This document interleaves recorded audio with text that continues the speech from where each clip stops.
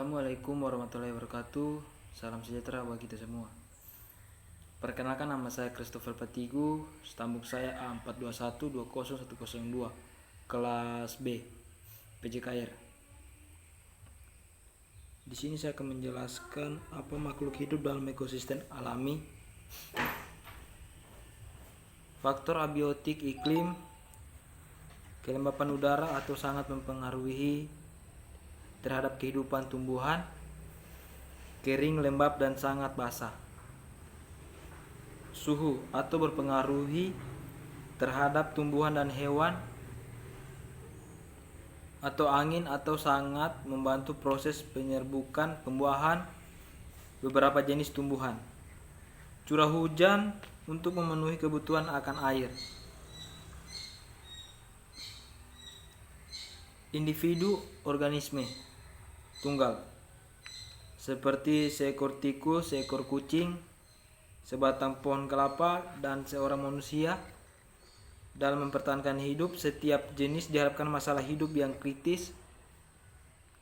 Misalnya seekor hewan harus mendapatkan makanan, mempertahankan diri dari musuh alaminya, serta memelihara anaknya. Untuk mengatasi masalah tersebut, organisme harus memiliki struktur khusus seperti duri, sayap, kantung, dan tanduk. Hewan juga memperlihatkan perilaku tertentu seperti membuat sarang, melakukan migrasi untuk mencari makanan. Struktur dan tingkah laku tersebut disebut adaptasi. Kita lanjut. Selanjutnya yaitu macam adaptasi makhluk hidup dengan lingkungannya, yang tercantum sebagai berikut, yaitu morfologi atau biasa disebut penyesuaian bentuk tubuh untuk kelangsungan hidup, fisiologi penyesuaian fungsi fisiologi tubuh untuk mempertahankan hidup, tingkah laku. Populasi atau populasi kumpulan individu sejenis yang hidup pada suatu daerah dan waktu tertentu. Ukuran populasi berubah sepanjang waktu dan perubahan ukuran dalam populasi disebut dinamika hidup. Dinamika populasi disebabkan imigrasi dan emigrasi. Imigrasi yaitu perpindahan satu atau lebih organisme ke daerah lain atau peristiwa didatanginya suatu daerah oleh satu atau lebih organisme di daerah yang sudah terdapat kelompok dari jenisnya. Imigrasi akan meningkatkan populasi. Imigrasi peristiwa ditinggalkannya sesuatu daerah oleh satu atau lebih organisme sehingga populasi akan menurun. Kita lanjut ke bentuk ekosistem alami. Ekosistem alami terbentuk secara tanpa adanya campur tangan manusia, terbagi ekosistem darat atau hutan dan ekosistem perairan dan danau atau rawa dan lain-lain. Ekosistem buatan yang sengaja dibuat oleh manusia, ekosistem kolam, akuarium, kebun, dan lain. Ekosistem darat mencakup daerah luas disebut bioma, contoh bioma hujan tropis, padang rumput, padang pasir, dan tundra.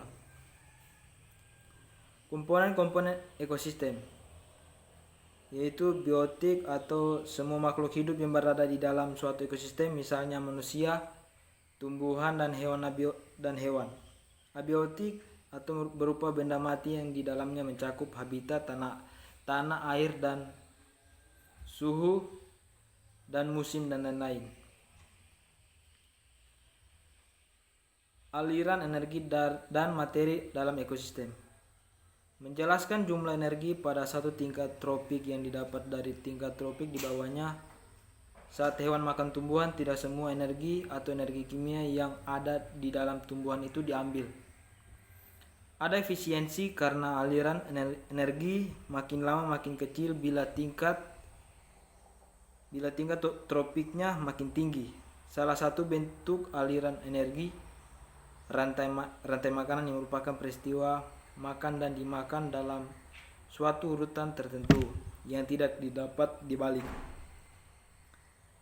Jaring makanan merupakan kumpulan rantai makanan yang berbentuk jaring-jaring. Dalam suatu interaksi terjadi proses pengaliran energi. Aliran energi terjadi karena adanya peristiwa makan memakan.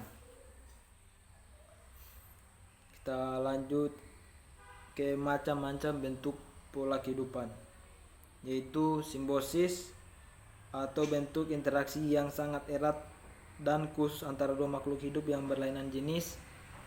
Makhluk hidup yang melakukan simbiosis disebut simbion. Simbiosis dapat dibedakan menjadi beberapa macam, di antaranya mutualisme, parasitisme, dan komensialisme. Simbiosis mutualisme interaksi antara dua individu atau populasi yang saling menguntungkan, misalnya antara jamur tertentu dengan jenis alga tertentu. Membentuk likenes antara bunga dengan kupu-kupu. Dan simbiosis parasitisme atau interaksi dua individu atau populasi dan salah satunya untung sedangkan simbion pasangannya rugi. Contohnya benalu yang tumbuh di ranting pohon teh atau mangga, cacing tambang yang hidup di perut manusia. Dan simbiosis komensialisme atau interaksi individu atau populasi yang satu untung sedangkan yang lainnya tidak untung dan tidak rugi. Contoh interaksi ikan, remora kecil menempel pada ikan hiu. Terima kasih, sekian dari materi yang saya sampaikan.